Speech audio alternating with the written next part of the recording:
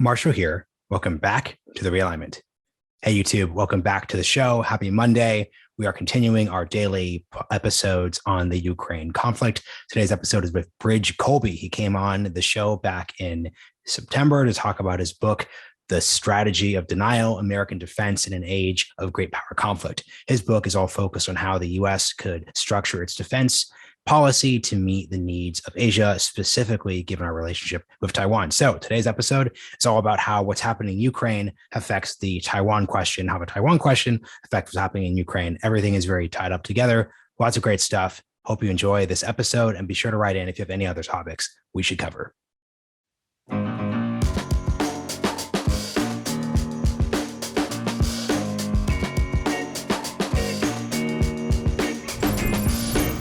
Rich Colby, welcome back to the Realignment. Great to be with you, Marshall. We had you on last September to talk about The Strategy of Denial, which is your broader book on the US's defense approach to Asia. But this episode, we're specifically talking about Taiwan in the wake of Russia's invasion of the country. So let's just start here. You had a great op-ed out in the Wall Street Journal articulating what could happen should Putin invade Ukraine. This is February 24th, I believe. And you specifically warned against over-concentrating U.S. forces in Europe because that could endanger Taiwan and our presence in the Asia Pacific. So now that we're, almost a month into the conflict, how is the U.S. position in Asia relative to the actual moves that the Biden administration and NATO partners made? Yeah, well, thanks. I mean, it's worrisome. I think that article, I think we were right to issue the warning because nothing in the China challenge has changed. I mean, China hasn't modified as a challenge to our interests for the reasons we talked about last time. And as we discussed, I think we need to sort of not have just like the status quo. We need to have dramatic improvement in our position in Asia.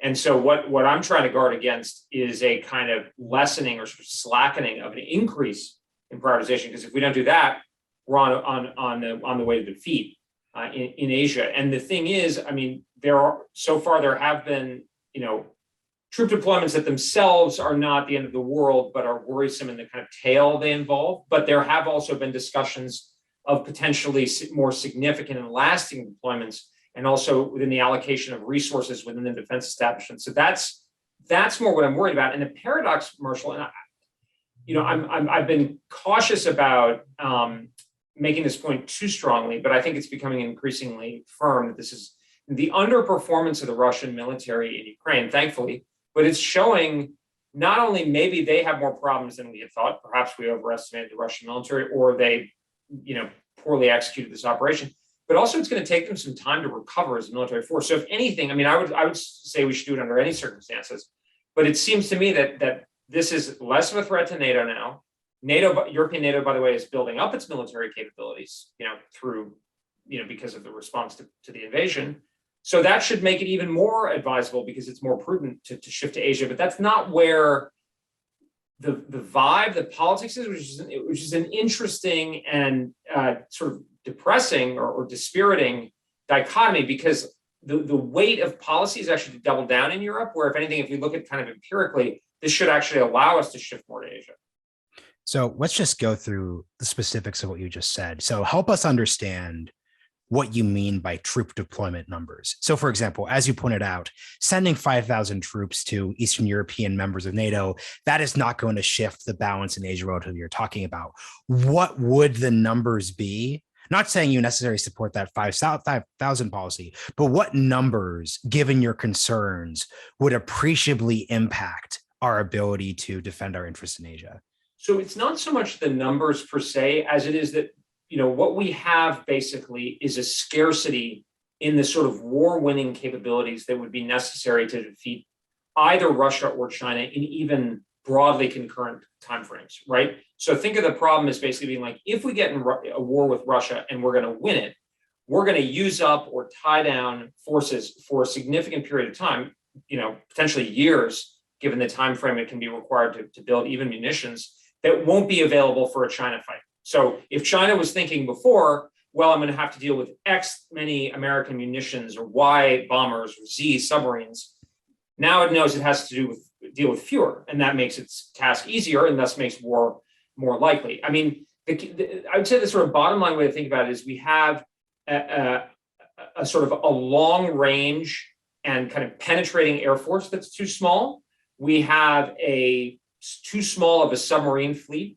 We have too small of a tanker fleet, because you still need to fly things in the air. Our logistics backbone is too small and insecure. We have too few reconnaissance and air and missile defense assets.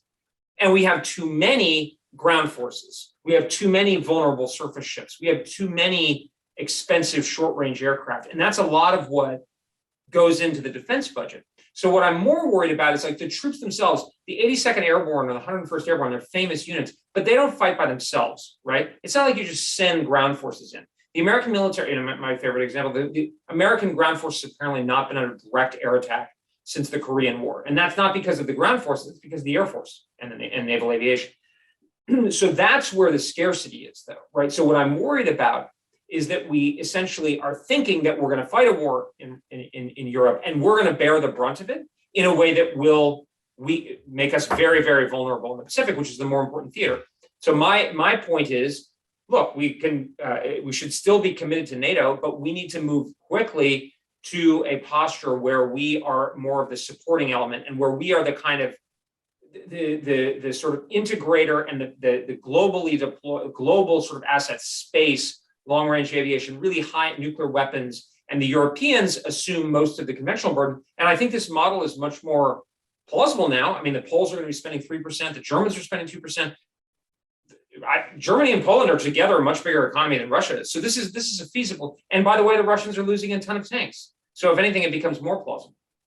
So I want to be very specific about your position, though. So when you made reference to the vibe not going quite the right way, given what you're just describing, so it's been proven that this is not the army of the 50s, 60s, 70s on the Soviet side. The Europeans, especially given the usage of anti-tank munitions, the anti-air assets, it seems as if the problem in Europe is not the fact that there are 100,000 additional US troops there. And your concern is that given the direction of the policy conversation seems to be, yes, Russia is more of a threat than any of us anticipated, even up until this previous year. Let's double down more. So that's your concern. That's exactly it. I mean, I like Walter Russell Mead. He's a great guy. He's a deep thinker, but his op-eds recently, but his one in the Wall Street Journal today is a perfect illustration where Walter is saying that Putin should be the focus of our foreign policy. And that's a complete mistake. And Walter's been saying that we cannot prioritize Asia, that we need to do everything. And that's not grappling with the reality of what I call military scarcity. And you've had others like John Bolton make this point. And it's strange because, I mean, it depends on sort of what you mean by threat, right? And this gets to kind of first sort of the basic heuristics that we're looking at. The ascendant class, particularly the older cadre in foreign policy circles, are, liberal sort of interventionists or neoconservatives who are kind of more aggressive liberals, basically. But they tend to look at state intent, regime type. These are the key things they look at. And by that stroke, by that sort of interpretive lens, I guess maybe Vladimir Putin is the worst guy out there. Maybe he's worse than Xi Jinping. I don't know, it's kind of a race to the bottom. But I look at it when I hear threat, I think power coupled with the potential for intent, that's changeable. But China's a much bigger threat. And so it's a big mistake. And I think it's to be doubling down in Europe when the situation is, we know it's bad, it's deteriorating in Asia. And so but yet this dynamic is actually happening, which, I understand it's sort of an emotional kind of there's a sort of moralistic and naturally moral reaction. But from a strategic point of view, we should be focusing on Asia. And that's what's the most moral thing to do, is to make sure that you're properly prepared to deter a major war. So here's something I'm interested in here. And this has been a degree of frustration we've tweeted, DM'd about this. It's not quite with you, but it's more of people who adopt your position oftentimes. When I've spoken to casual friends, audience members who have grown more hawkish following Putin's invasion, I've also noticed that they've explicitly become much more hawkish on Taiwan questions in ways that are productive. So can you just speak to the tension between okay, we don't want to over focus on Europe, but when it comes to the conversation, understanding this idea that, wow, there are threats out there that need to be countered with power, with investment, with a degree of there's just a tie there. So I'm just curious how you resolve this thing, because basically my point is, there are a couple of folks who are basically saying like we can't focus on Europe, even rhetorically, everything is in Asia. But once again, a lot of people do just see this idea of I'm not motivated to protect Taiwan because you're talking about our interests or you're talking about chips or those broader things. This idea of just, wow, autocracy is on the march and they're bullies and they're bad. Let's back the Taiwanese too. That has been an argument which has just converted so many people. So I'd just love to hear you reflect on that. No, it's a really good point, Marshall. And it's something I've been talking actually to my partner, Wes Mitchell, about. And I was actually just at lunch, I was talking to another kind of a mentor of mine about this. Emotion is I don't mean it to be a kind of patronizing comment. I would say it's well, actually in my book, I kind of, maybe it's a thumotic reaction. I mean, to use a sort of pretentious term, but I think it's on point. This sort of passions of, of vengeance and right and justice and the barbarity of what Putin is doing.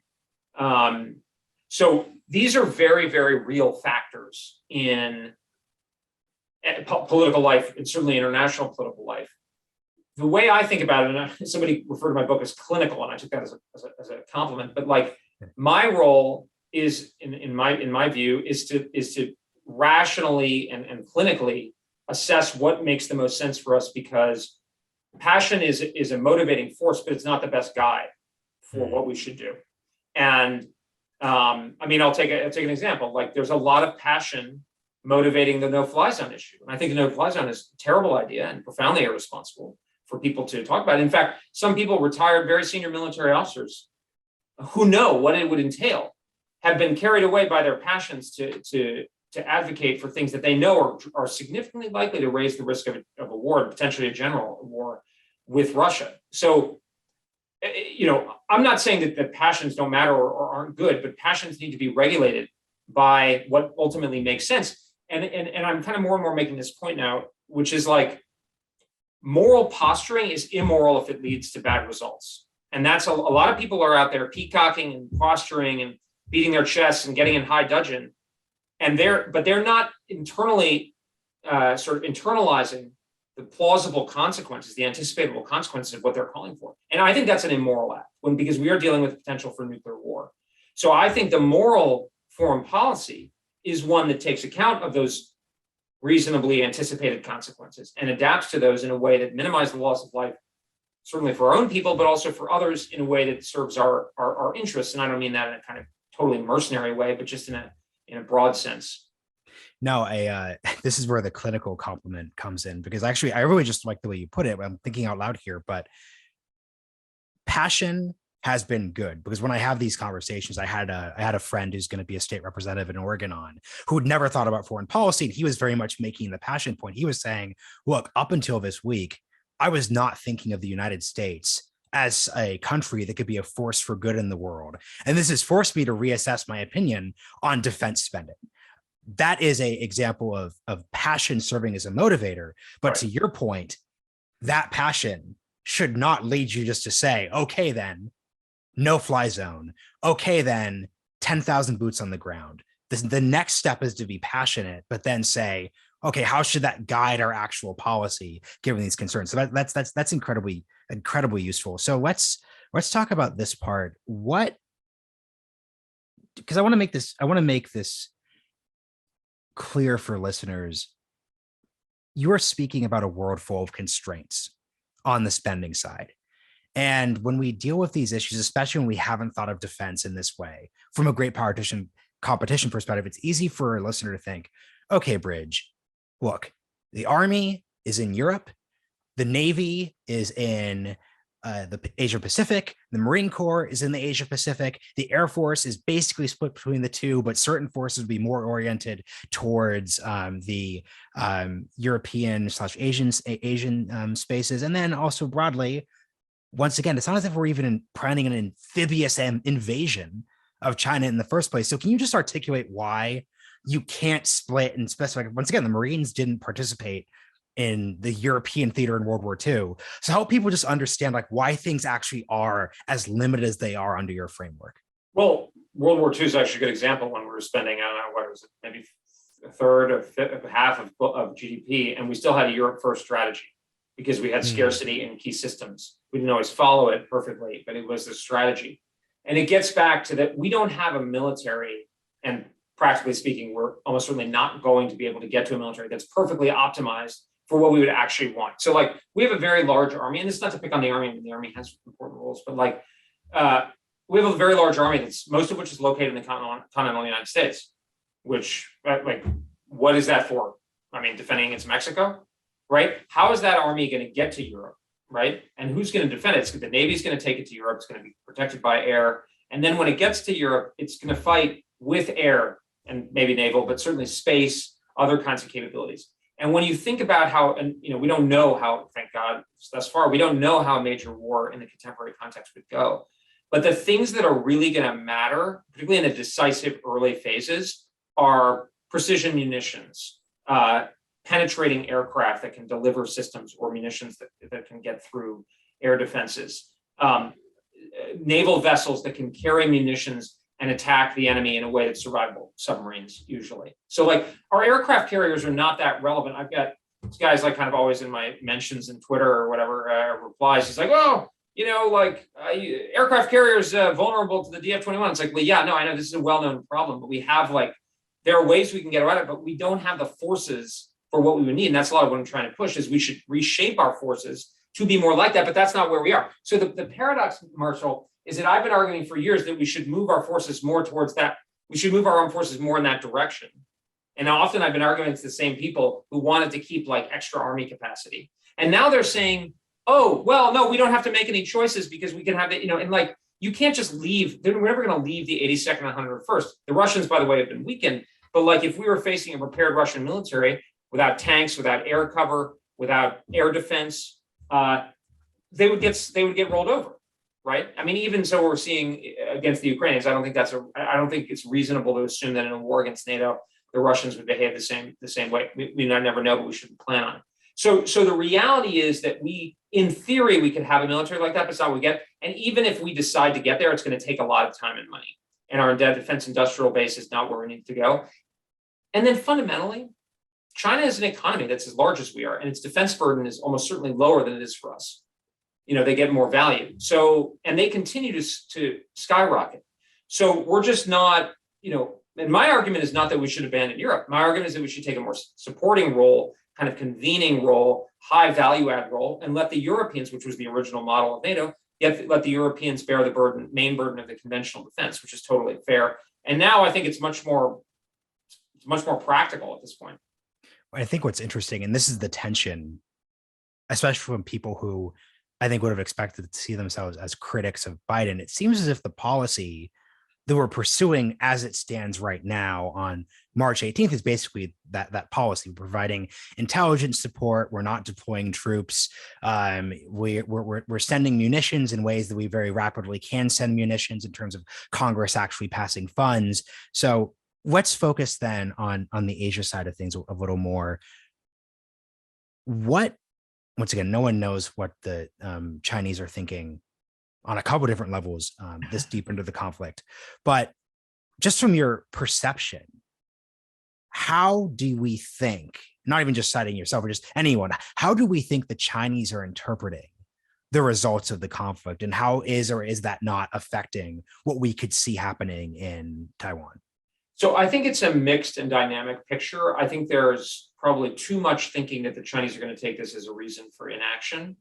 I think there are. So I think on one side, you have the Chinese will almost certainly be saying complex military operations may be tougher to pull off than we originally anticipated. Now, it appears that the Russians did not actually follow their own stated doctrine against a kind of conventional force. So that is a kind of an asterisk there. But I think if you're in the Central Military Commission in China and the People's Liberation Army brings you a fancy PowerPoint of their plan, you're going to take a number of more cycles through that before you're ready to sign off.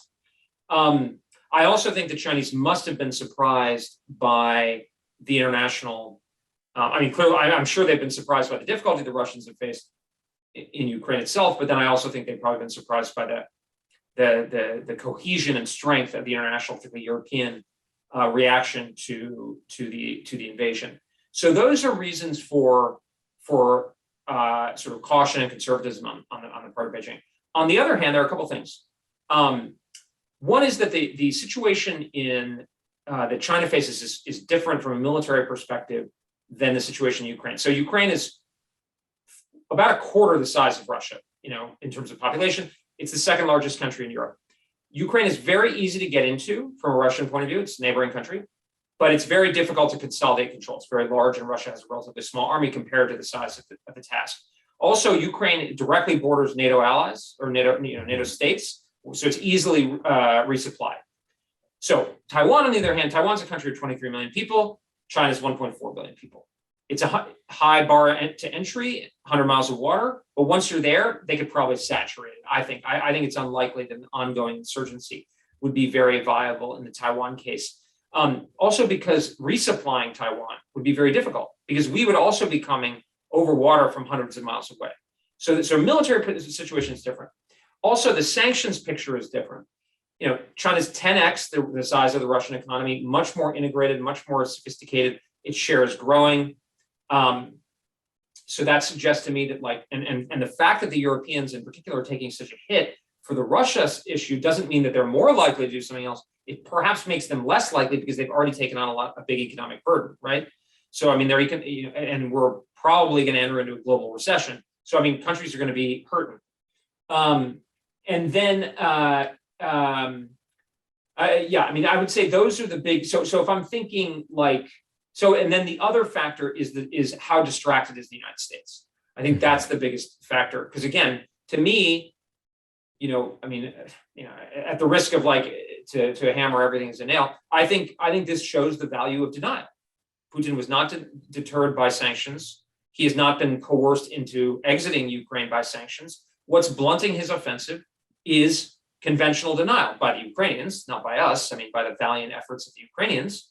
But that shows that that's a very powerful force. If the United States gets pulled away, and what I would say here, Marshall, is it's not the 82nd Airborne, which you can move in and out fairly quickly. It's the potential for either forces actually being employed or being withheld and not being available. Those key forces I keep mentioning: satellites, bombers, submarines, air defense, tankers, logistics aircraft and ships, combat logistics fleet. Those are the kinds of things where if the Chinese perceive that they are tied down or inaccessible in a timely fashion for a Taiwan fight, that's going to raise their assessment of the allure of doing something. Yeah, and something I also want to stress to build on your point is part of what's driving the aggressive European response is the legitimate fear that they could actively be next. I saw there have been these amazing Twitter accounts just cataloging battlefield casualties and impacts, and they literally found a Mi-24, some type of Russian helicopter that, as a joke, had next stop Berlin in Russian on it. Now obviously that's not literal, it's propaganda, but once again, that's still in the back of everyone's mind.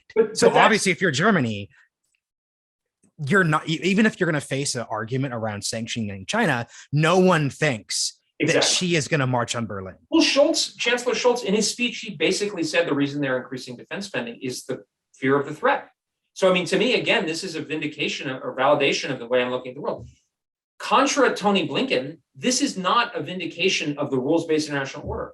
Who's defending Ukraine? It's patriotic, nationalistic Ukrainians defending hearth and home, dying in large numbers. It's not the Woodrow Wilson International Brigade, of Ernest Hemingway volunteering. There are volunteers, but they're not making a material difference in the battle. This is regular Ukrainians fighting for their homes. So, which was contra Fukuyama's point the other day, which was like, what planet are you living on? And then the balancing reaction, we tend to overhear Europe, given, we both live in Washington, and just our elite is located on the East, political elite is located on the East Coast. We tend to overhear that, but it's not so loud. If you look, the Indians are continuing to buy oil from the Russians, the Saudis, reached out to the Chinese, refused to condemn. We know all the familiar points, but I think we're sort of over-interpreting some of this. And what's happening is the countries that are increasing defense spending are the ones that feel threatened.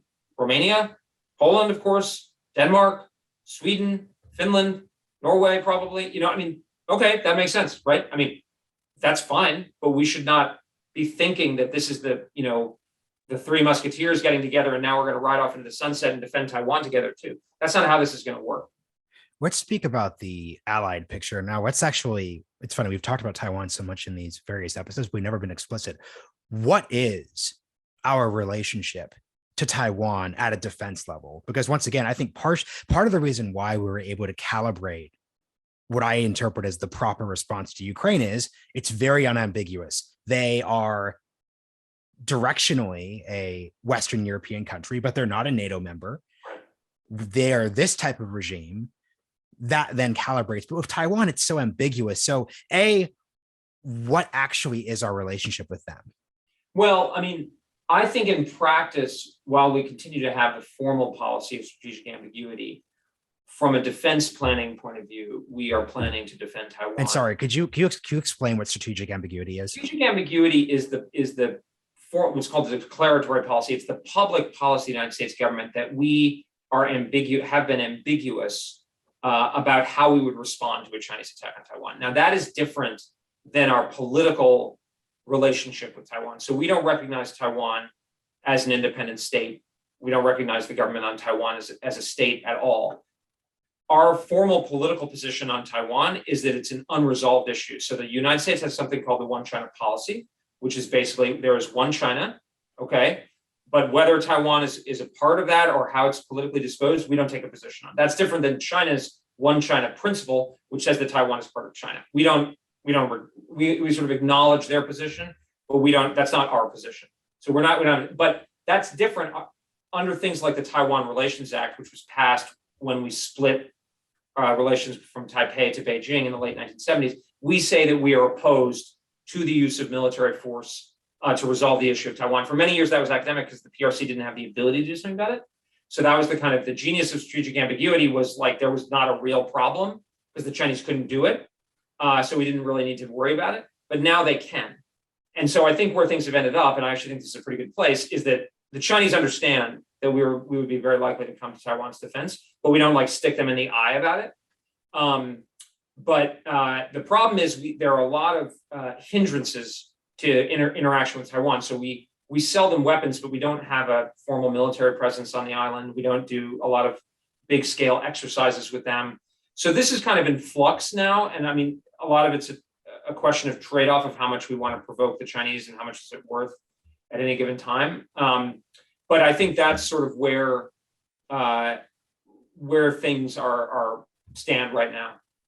Yeah, and there's a bunch of things I want to get to on the attack front. So firstly, it seems as if a key part of, I don't want to say success because the Ukrainians are still fighting, but a key part in preventing the Russians from accomplishing their military objectives up front. And then frankly, it seems as if their long-term political objectives have certainly been just ruined here, has been the fact that we can directly fund the Ukrainians with specific weapons. So the Stingers, in terms of anti-air capacity, and then the Javelins in terms of the anti-tank capacity really being used incredibly effectively. When you talk about arming the Taiwanese, what is the equivalent of the Javelin or the Stinger, given the nature of what an invasion could actually look like, which I'd also love for you to sort of explain what our current thinking is, what an invasion would look like. Well, my view is that China's best course of action, actually, I think they will learn from Russia's experience is don't screw around. If you're going to start it, you go in and you go big and you don't leave anything to chance. So what the Russians appear to have done is they practiced as a military decisive operations, kind of shock and awe. You take down the Ukrainian military and then you impose your political will. But instead, probably from Putin, and maybe it's a function of his intelligence officer kind of mindset, that they decided to kind of go for this very clean sort of decapitation, and the resistance would fall apart and everything would be hunky-dory. And that's obviously not only that failed, but they didn't fail gracefully to whatever backup plan they might have had. It also seems like Russian forces didn't know what was going on. So I think, to me, if I'm the Chinese, I take from this, well, if I'm going to do this, I don't leave anything to chance. I completely saturate and bring down the enemy military early before they have a chance to get ready and so forth. So, I mean, in that sense, my view has always been is that China's, if you want to take Vienna, as Napoleon said, is an invasion. It's a fait accompli.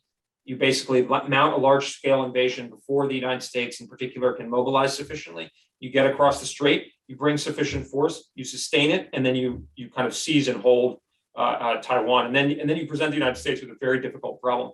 And arming the Taiwanese is absolutely critical. And the key things here are, because it's a maritime environment, coastal defense, cruise missiles, sea mines, things to slow down and complicate, and of course just damage or destroy China's amphibious operations, but also anti-air systems, air defense capabilities. Stingers and other forms of manpads would certainly be relevant.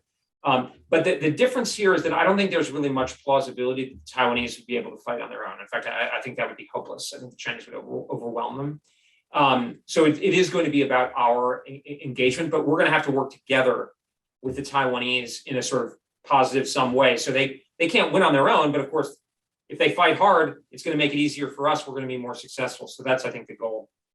We're doing the episode that's coming out on Tuesday, right after this one, is about the intelligence community and everyone. The intelligence after the actual invasion, in terms of falling within 3 to 4 days, like that wasn't accurate, obviously, but the pre-invasion intelligence played a huge role in galvanizing a lot of the response, and then frankly played a role in discombobulating Putin's actual ability to get that fait accompli, as you put it out there.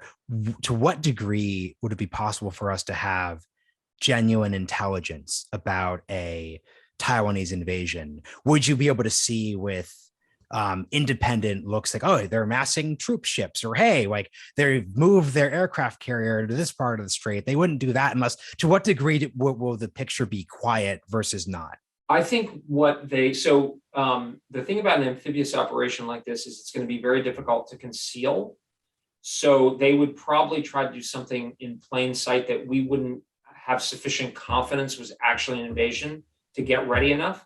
So, to some extent, this is what happened in Ukraine. I mean, in the sense that, we didn't take such dramatic action that it deterred the event itself.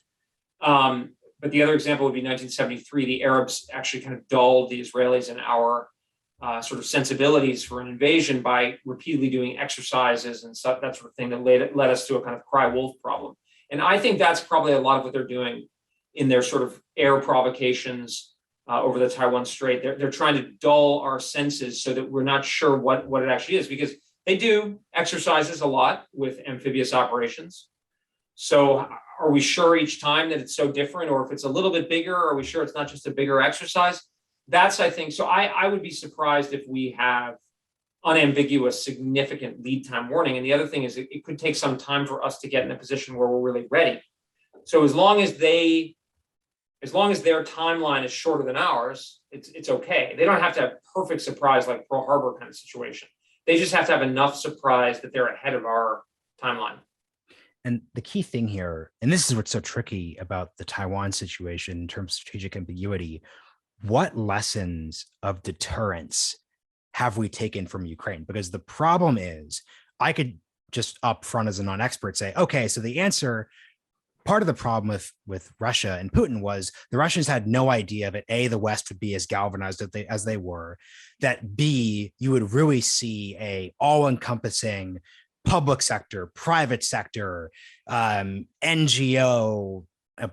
I completely support this aggressive stance, by the way, but they did not know the consequences would be this severe. So I could say, without knowing deeper context, okay, the answer here then is we should make clear to the Chinese that there is that level of deterrence in the Taiwan case. But that could actually provoke the Chinese to actually move quicker, because that would be a provocation in of itself in a way that it wouldn't have been with Ukraine. So how do you think about this dilemma here? Well, one of the reasons that I'm so focused on China is I think that approach is going to have a lot less efficacy than, and I don't find it as credible as I do in the Russia context. How many American companies or individuals have significant exposure to the Russian market? It's pretty small. I mean, the amount of trade, I think, between Russia and the United States is very small.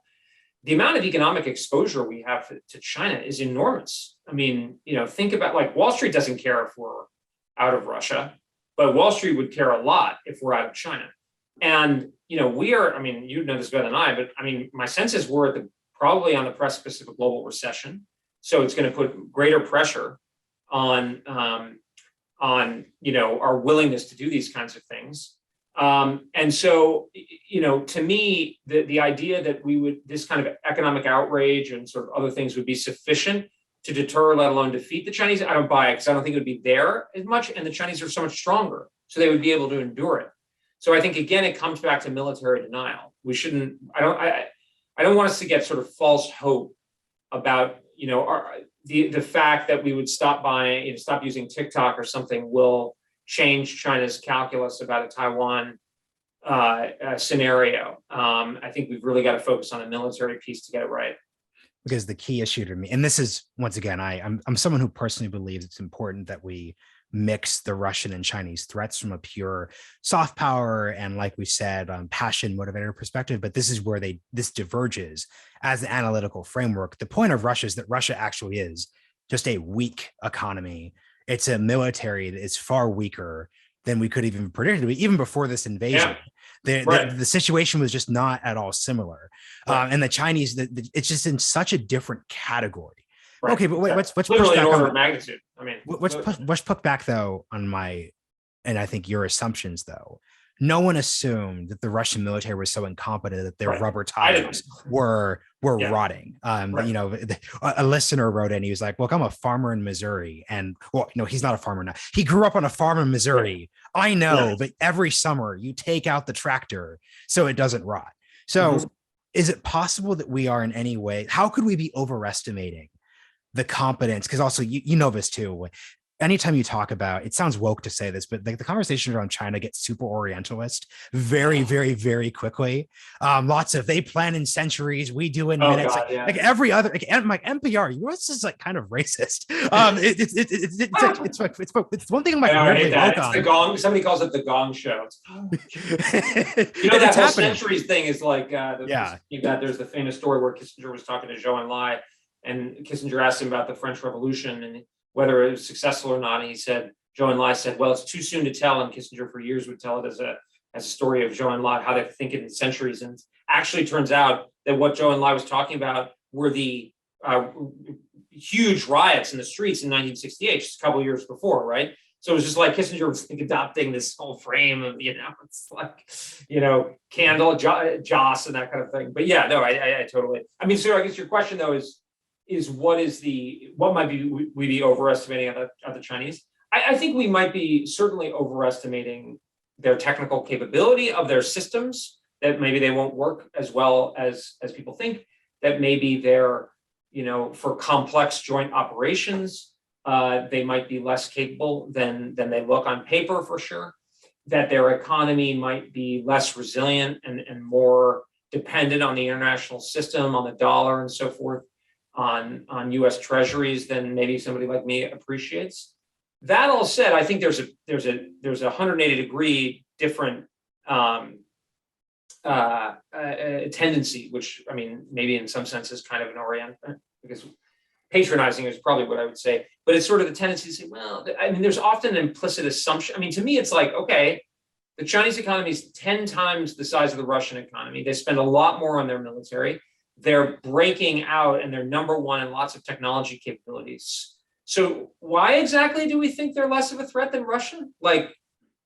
I'm speaking of woke. Okay, I haven't really said this publicly, but it does kind of annoy me as I'm a conservative. I hate all this, the racialized stuff and all this woke stuff and identity stuff. But it's like, well, they're people. The numbers say this. For millennia, they were the most advanced civilization in the world, or I don't know, up there. Why do we think Europe is more important? What? My family's from European background.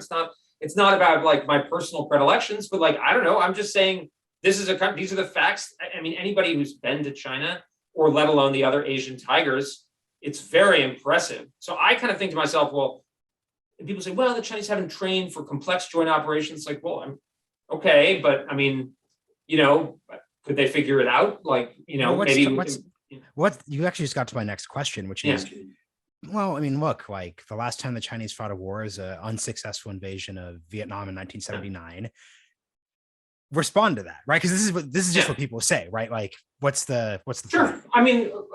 True. The last time the United States fought a great power war was World War II. The last time U.S. forces were under direct attack was in Korea, and we've been focused on the Middle East in a way that may not be that good for our preparation. So I'd kind of complicate that narrative.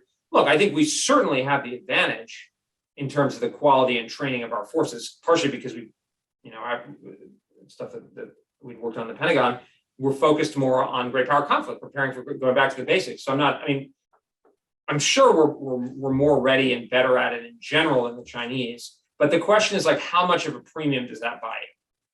As Stalin said, quantity has a quality of all its own. Well, the Wehrmacht in World War II was pound for pound, almost certainly by far the best military out there, but it got overwhelmed, and the Chinese are building, missiles and ships and aircraft and satellites way beyond what we anticipated, or most kind of public source observers anticipated. So that tells me, okay, if we give ourselves, let's say we give ourselves like a 10% advantage. Well, if they get a 50% quantity advantage, it's going to be overwhelmed. And so I just don't take a lot of, and a lot of our concepts of operations haven't really been tested that well either. Like, how would our, we haven't had a fleet to fleet conflict since World War II. Now, our Navy is undoubtedly the best in the world, but is the aircraft carrier exactly what we would need for dealing with the Chinese forces that can shoot missiles accurately out to 1,000 miles or whatever? Probably not. It doesn't mean you get rid of it, but you certainly think about your naval force structure differently and how you train people. So I sort of think of that as like, okay, we have an advantage, but we shouldn't overthink it. It's kind of like, I don't know, I like to use like the football example. It's like you won the Super Bowl last year. You've got linemen who are all, 230, and they're really good. They're really experienced. This other team that's practicing has linemen who are like 300 and are in incredible shape. And like, yeah, they haven't played as a team as much together, but like, they're pretty big. So you should take them seriously. And this is getting to another, I mean this seriously, you're helping train me against overgeneralizing from the Ukraine conflict, but something that folks have just really noted is this Ukraine conflict looks very 1980s. T-72s, T-80s, Su-25s, Su-34s. We're talking about MiG-29s from like that isn't happening, but MiG-29s, but once again, very like fourth generation warfare style conflict things. Like the Russians aren't using the Su-57s. I forget the name of like the new big tank, which isn't available in numbers to even use.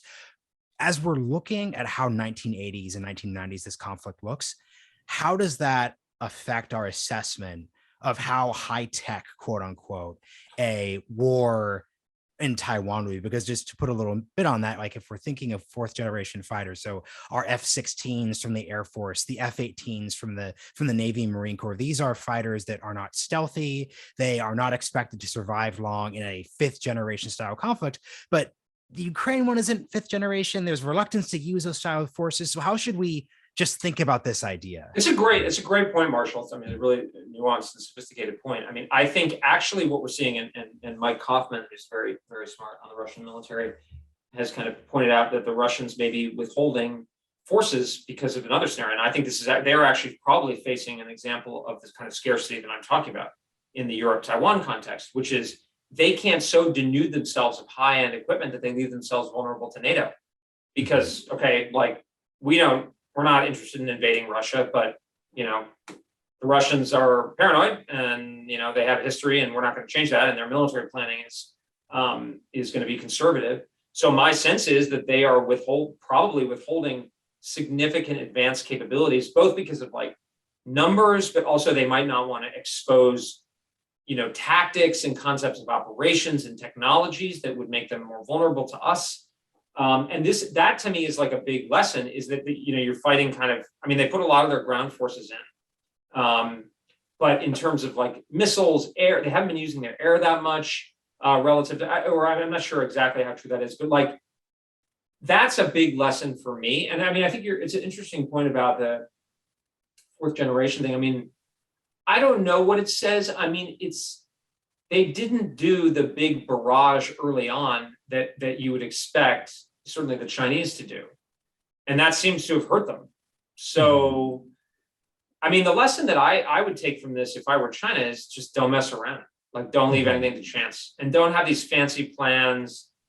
I mean, this has always been my view of the Taiwan thing. It's like, I don't think I don't think it's smart for them to think they could do some fancy assassination decapitation thing, because eventually the victory mechanism is going to be the same. And if you don't get the victory mechanism right, you're gonna run into what the Russians, fortunately for us, have run into. Yeah, and I'm also realizing the other problem with the framework I just provided is this was not the war the Russians were planning on launching. So once again, the key thing is the test isn't why didn't they use their Su-57s? Because if they'd known this was going to take a month, that's a whole different style of conflict. And that is actually, and I could actually, once again, as a non-betting man and a non-military expert here, I would bet a world where they have to think, how do we convince NATO to not stick in for this for a month, is a world where they do try to utilize much more technological dominance than when they're dropping in unassisted paratroopers to get slaughtered in airfields. This is your, I mean, I just did an episode of a Stanford professor on this. He basically said his problem with Russian strategy on the military side is it's always just too cute. Everything is just always like, and this is the point you're making. Which was not their traditional strategy. I think that strikes me as, and I don't know, but I mean, that strikes me as Putin and the intelligence officer mindset, which, you know, I mean, they didn't build a military for that. And so now they're paying the price.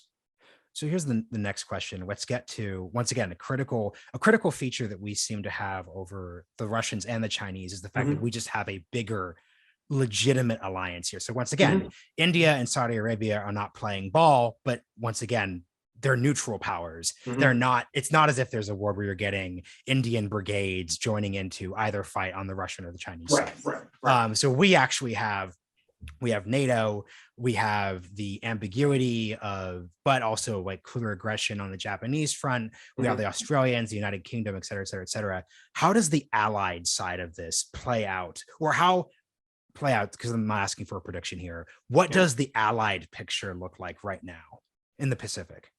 Well, in the Pacific, it doesn't look so great. In Europe, it's gotten much better. I mean, I wish they had done this before Putin invaded Ukraine. It might have sent a different signal. But I mean, you know, the thing about our alliance network is that in theory, it's like an incredible resource that should allow us to be, you know, overpower any adversary. But in practice, especially since the end of the Cold War, most of our allies haven't done anything. They have like these kind of small militaries that can't really be used for anything outside of maybe direct territorial defense. And so that's led to our alliance network punching like way below its weight in terms of the military power it delivers relative to like its latent capacity. So that is now changing, fortunately, in Europe, right? So the Europeans hopefully will continue their defense spending increases. That will allow them to carry more of the defense burden in Europe, even as we continue to contribute. And then we can focus more on East Asia, where Japan really needs to step up and Taiwan needs to really step up. But, you know, we're not going to be able to do this alone, I mean, just because of China. China's this economy of the same size, and it has advantages of proximity in Asia and, you know, geographical sort of interior lines from a strategic point of view. So that's where the allied picture. I mean, my view is that we should work with our allies where our interests most align and where they have the will and the way to do something about it. So, like, I think it's a terrible idea to sanction the Indians or kind of, you know, tub thump against the Indians on the Russia thing, because at the end of the day, whether the Indians vote against the Russians or not, or how much they join the sanctions, is not going to be the main driver of what's going to happen in Ukraine. But we really need them, and they need us in about the biggest challenge we face, which is China or Israel. Like, why are we giving Israel a hard time? Israel's got to deal with the Russians in the Middle East. They have relations with the Russians. Like, what Israel does on the Ukraine situation is not going to be a driving factor. And they, you know, if they pull their weight in the Middle East and are a big part of the Abraham coalition, well, that's a much more beneficial for us. So I think that's how but that's very different than how the administration or certainly the president and Blinken look at it. And I've got some useful questions from our high school intern extraordinaire, Aaron Visser. Need to give him the shout outs for the prep he's doing. But basically, at this point, it seems like the more interesting question isn't whether China invades Taiwan. It's why haven't they invaded Taiwan? Given all of this, given the ambiguity, I mean, I realize you served in the Trump administration, but once again, there was an ambiguous space that could have really defined this. There's the COVID, talk about a time when things would have been ambiguous. Why haven't they invaded yet? Because I think that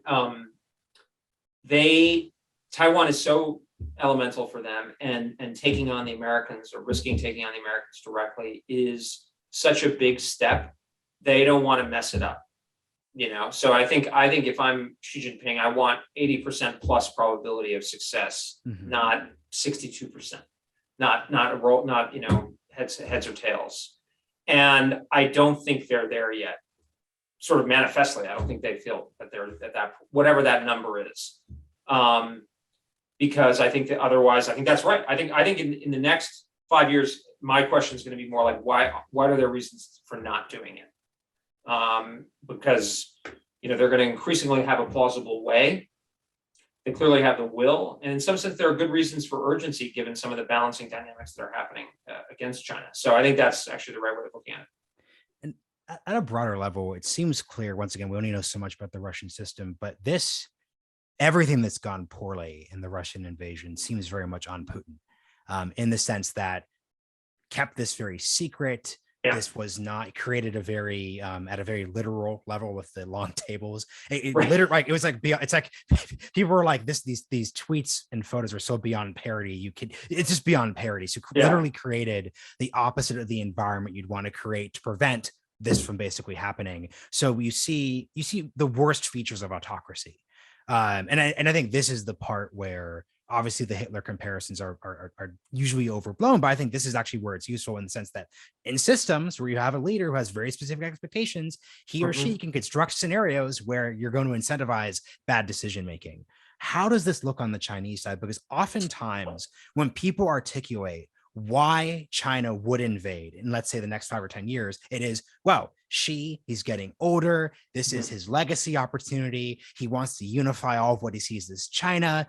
It seems like he, on a personal level, much in the sense that Putin had the whole build the Russian empire, I'm the new czar thing. There is also a personal aspect too. How much does the Chinese system, as I think it would be incentivized to do up until Xi, push back against the personal autocratic aspects?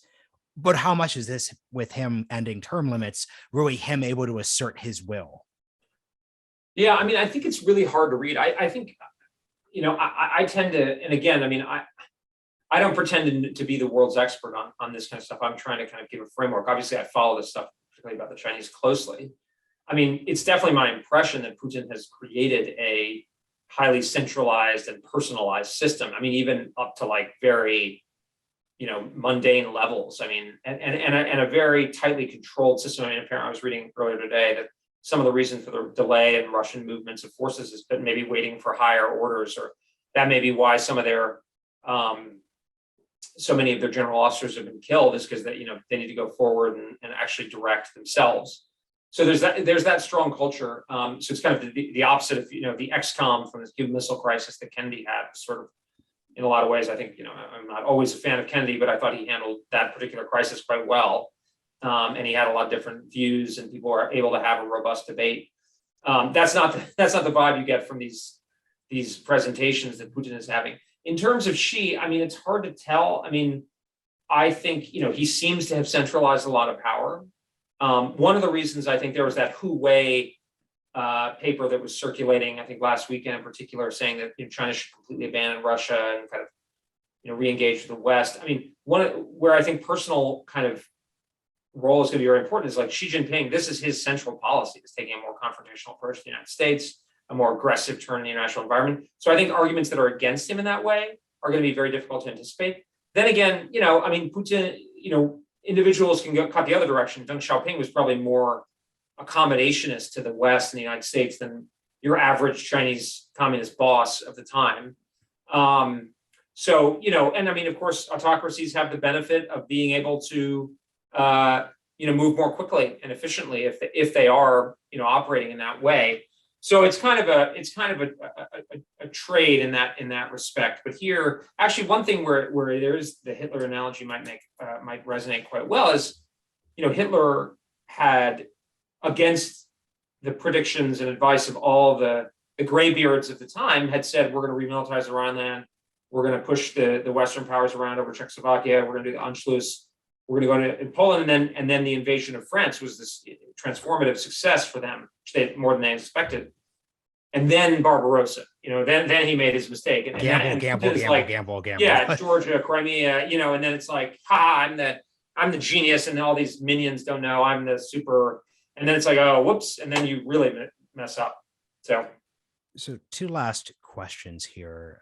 Well, actually three. So first question is, let's just talk about the nuclear aspect real quick, because this has really been Putin invoking the possible use of nuclear weapons, especially at the tactical level. I think, especially to just your average listener, that was a real shocker, and shaped it. How should we think of nuclear weapons, especially tactical nuclear weapons, given the close quarters of this entire conflict? How should we think about that in the Taiwan context? Well, I mean, look, the only thing that's defending us from Russian nuclear strikes is Vladimir Putin's incentive structure. So, Russia's incentive structure. So this is very real, and people who dismiss it, I think, are wrong. Now, that doesn't mean you just cower and give everything away, but the key is to thread the needle and walk the line between cowering and falling over into almost giving him a pretext to escalate in a way that's advantageous to him. I mean, I think that the Chinese are pursuing building a nuclear force that's more looks like what the Russians have today, which is a strong nuclear force that can have a lot of coercive leverage. Not universally, it doesn't mean that you can get us to abandon the Baltic states, but it does mean that it puts limits. It has to put limits on what we are prepared to do. And I think in the context of Taiwan, what it means is that they'll probably use conventional forces to try to win, and then use the nuclear weapons as a kind of a shield to prevent our trying to escalate our way out of defeat. That's I think their goal. That's your point around a key lesson could be take Taiwan and then say it's over. It's over. It's over. Don't even go there, because if this escalates, it's going to be much worse for you than. Here's what we'll wrap with. I'd just love for you to give we kind of alluded to this at the top of the episode, but just what should we do? Just outline, given everything we just discussed, right? We're in this holding pattern policy wise, I think is the right way to put it. So we're not sending the 100,000 troops you feared, but it seems very clear that a lot of this is still being fought out in the media, fought out in back circles. Zelensky's making his own appeals. In the Taiwan context, then what should we do? I think we should, if I were secretary or whatever advisor, I'd say every day, how are we getting better on the Taiwan fight? Are we buying the right things? Are we buying enough munitions? And then I would push the Taiwans really hard to buy the right things. I would offer them help to do it if they buy the right things, conditionalized aid. I would push the Japanese really hard to spend more. What should they buy? They should buy things like anti-ship cruise missiles, sea mines, air defense, cyber resilience, man pads, anti-tank capabilities, because some Chinese forces would almost certainly be able to get on the island. That kind of thing.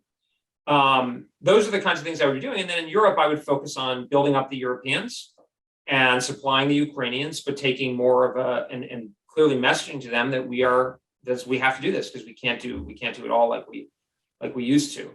That's not an abandonment, but that's a more realistic and sustainable model. I actually lied. There's the actual last question I was remembering. My group chat that I'm a part of got in a big argument around what can Biden actually do without congressional authorization in the case of an invasion. So let's say that we do see that the Chinese are starting to, there's this, training exercise you're describing. Well, things are starting to shift. We'll think, whoa, they're shifting. Can Biden say, okay, we're sending a destroyer as a blocking action between Taiwan and the mainland? Is that, I'm not saying that's necessarily the right military move to do, but what can Biden do given the stakes? I don't know. Elaine Luria introduced a bill, I think, that was pre-delegating. I mean, I guess I'm kind of inherently skeptical that that's necessary. I mean, presidents seem to have been able to. This is my assumption. My assumption was you can pretty much do. And I wouldn't spend a lot of political capital on that. I'd spend the political capital on getting prepared. Yeah, we'll figure out the legal thing at the time. That's sort of my take. And if you're a person interested in limiting the power of the executive branch, that's a whole different argument. But it seems to me that if something were happening, the notion that we're getting up at 2 a.m. to get the congressional vote together seems ridiculous. Also, it would leave a very specific vulnerability. The libertarians are going to piss me for saying this, but this would leave an obvious vulnerability for the Chinese to exploit. It'd be do the blitzkrieg, go all out, And they are going to get, and by the way, every single time we take 1 inch closer, the less chance you get a congressional response on any of those questions. I mean, I think we could, I don't know. I mean, if we saw that kind of thing, the president should call the Congress in, and I don't know. I mean, I'm not an expert on this stuff, but like, call the Congress in and vote for an authorization, if it's for something. I mean, I don't know, on December 8th, 1941, there was a vote, Mhm. So I think I'm more worried about winning the war. Okay. We're not going to have a situation where everyone's sleeping and then it's like, oh no, we couldn't. Well, if it's that quick, we're going to be screwed anyway. You know what I mean? It'll probably be before in some kind of vote, giving the president authorization of some kind, and then there might be another vote. I don't know. Well, Bridge, this was excellent. Okay, so you write a lot. It's in our think tank world, it's this is not common.